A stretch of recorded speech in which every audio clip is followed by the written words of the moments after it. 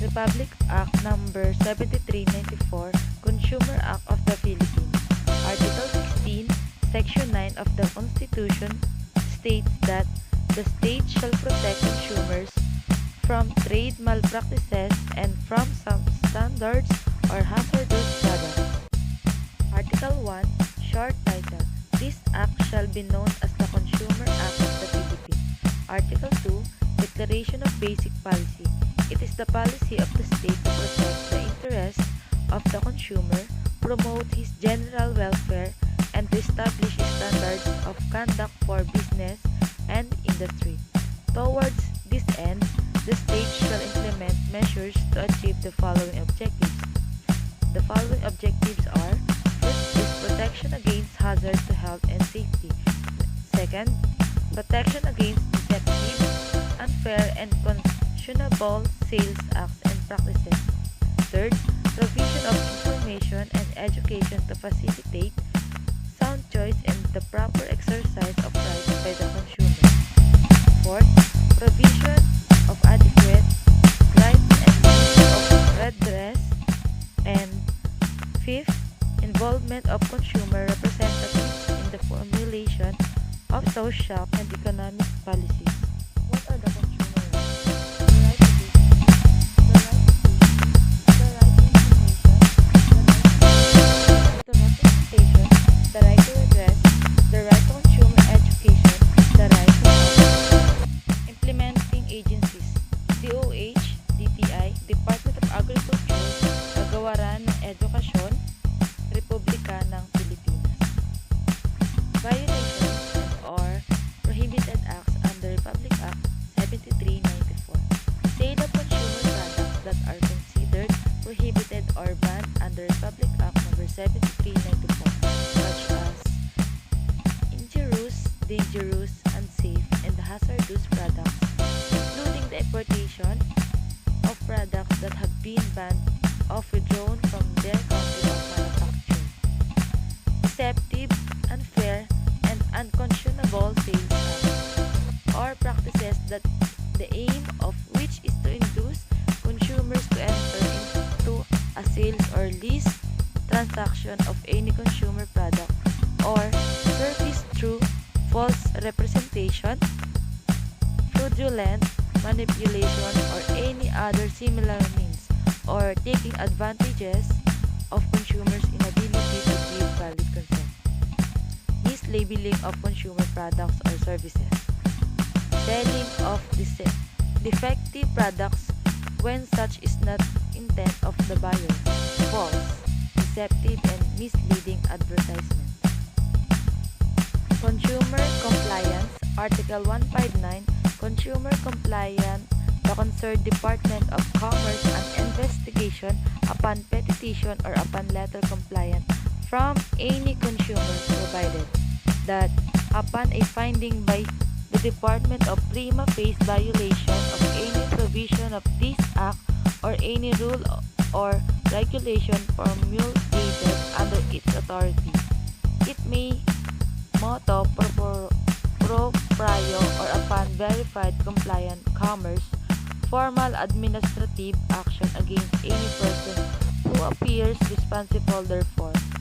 The Department shall establish procedures for systematically logging in, investigating, and responding to consumer compliance into the development of consumer policies, rule and regulations, assuring as far as practicable, simple and easy access on the part of the consumer to seek redress for his grievances. When is it applicable? When the compliant is a natural person. As defined in Republic Act 7394, consumer means a natural person who is purchaser, recipient or prospective purchaser, lessor or recipient of consumer products, services, or credit. When the subject of compliance is a consumer product or services, as defined in Republic Act 7394, consumer products and services means goods, services, and credits, debts, or obligations which are primarily for personal, family, household, or agricultural purposes, which shall include but not limited to food, drugs, cosmetics, and devices, when the compliant is in violation of Republic Act 7394. What to do when a consumer has a complaint? Before lodging a complaint with the protection agency concerned, identify the problem and what you believe would be a fair settlement. Gather the documentation regarding your compliance. Go back to where you made the purchase. Calmly and accurately explain the problem and what action you would like taken. If you are not satisfied with the responses, write a formal letter of compliance to the Consumer Protection Agency concerned.